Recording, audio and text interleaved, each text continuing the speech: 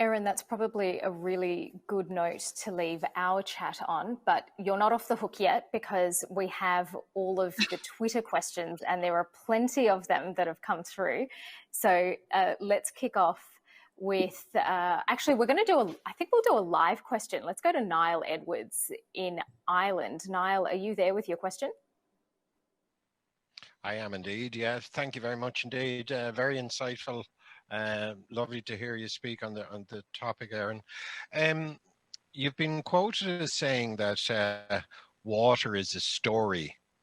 And I'm just wondering, in terms of trying to get a happy ending to that story, if you were in such a position to give advice to governments, what advice would that be that we could see some sort of happy ending to that story, if that's possible in a few moments? Well, hi, Niall. It's nice to meet you and it's good to see you. And, you know, water is never a soundbite. It's always a story. And oftentimes in stories, it becomes that sensational moment. And in working with agencies, one thing that I see is definitely lack of transparency. And this will go back to something my father taught me. You know, hiding something and kicking a can down the road, it isn't going to work for us anymore. We need to, as leaderships and governments and agencies, in my opinion, be transparent and not be afraid to acknowledge that we have a problem, and not to be afraid to reach out to the people to even say we need help and how we begin to address these problems, and listening to what's happening to the people on the ground. That's one thing that doesn't happen. We become, when we're involved in these water issues, leadership can often tell you that can't be true. You're not seeing or experiencing that. And I think that one way, there's a disconnect between these governments and agencies and the actual people on the ground and what they're experiencing. There's a moment here for real leadership to own and be accountable for what's happened, but to work and join with the people on a solution and acknowledgement of how we get out of this situation. And we must begin to look at our infrastructure issues. This is failing and this needs to be repaired. And we have to look to the people for help. I will never forget that. And until the day I die. And I go into court and I'm up on the hill and I see that seal, by the people, for the people, we the people, for governments to include we the people, to ask us those questions, to get on the ground with us, to listen to what is happening and how they can work with us to change a law, reform a law, look at what's antiquated and what's not working, and moving forward from there. Niall, thank you so much for your question. Let's go to Buffalo, New York, where Therese Fortin has a question for Erin. Hi.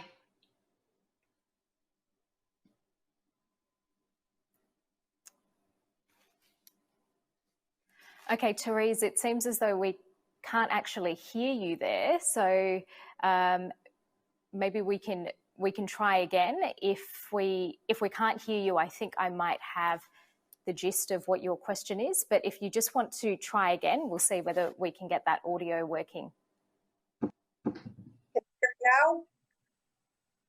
Yes, can you hear me? I can hear you. Fantastic. Go ahead with the question. Okay, sorry, I was on a different microphone, so I apologize about that.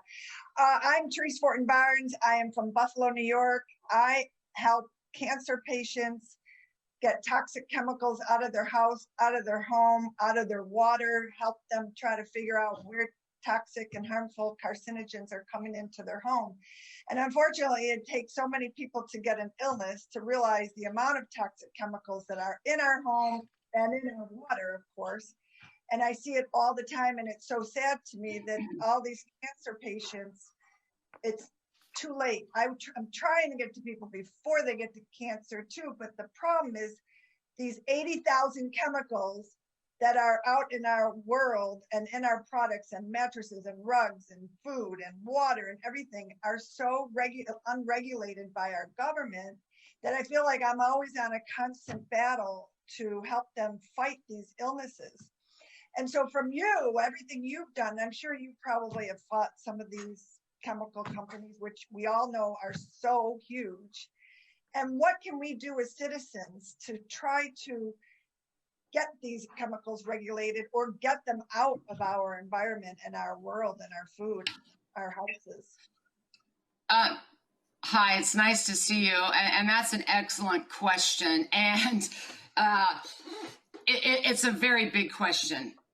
In my book, we talk about how the agencies work, and we're really doing some things ass backwards. And if we're going to talk about chemicals, we let these chemicals into the marketplace first.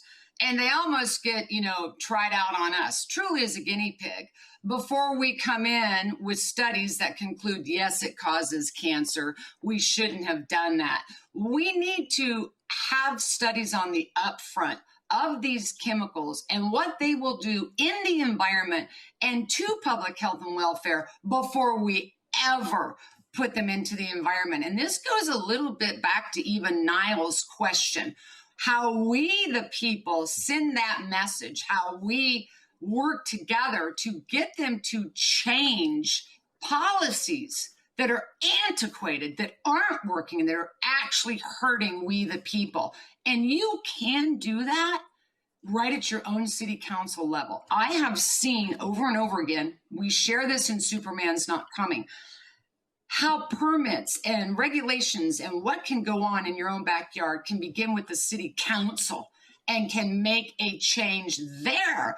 So we often want to go right to the top where it's going to be big challenges to overcome how our system has eroded and failed over time. But at a local level, and imagine if every one of us changed restrictions and guidelines and guidances on these chemicals that are in our water, at our municipal level, how we treat water, and every individual and every city council across the board did that, would actually affect change. So it's a challenge to get to the people, to arm them with information so they have the power to begin at a local level to make those changes that can broaden out to a state and can go out to greater oversight. And we have to be prepared for that challenge. And there's got to be that groundswell movement, if you will. I think look, we all recognize how a system has eroded over time. And we aren't doing things in the best interests of the environment or the people. But we need to fight and work hard. And our law, it will be on our side to make these reforms to our environment. We have to change our infrastructures. It makes me think of Flint, Michigan, and how they switched river waters and how they knew, and the people unsuspecting were drinking all of this lead. And it makes me think of the lead and copper rule. We have rules that were written 50, 70, 80 years ago that couldn't possibly apply to today. And the lead and copper rule that's been in place states that the municipalities only have to look at lead and water once every 4 years and can average the sample. Talk about a way to miss a data set. When we catch that, we need to move to change that policy. And while federally that may take a moment, they made that move. They made that change locally. They've made that change in a state. And talk about the powers of mom in Flint, Michigan. They started and they're not going to end till their job is complete. And they're getting there, but it takes time, but they never gave up. So your question is excellent. We have way too many chemicals coming into the marketplace. Shame on us for not knowing what they can do to public health and welfare and our environment, and require a study, mandate a study before you ever put it into the environment.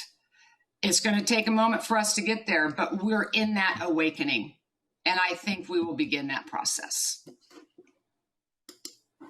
Thank you so much for your question, Erin. We probably have time for one final question that's come in, and we want to go to Seattle to Anne Gwen Allman.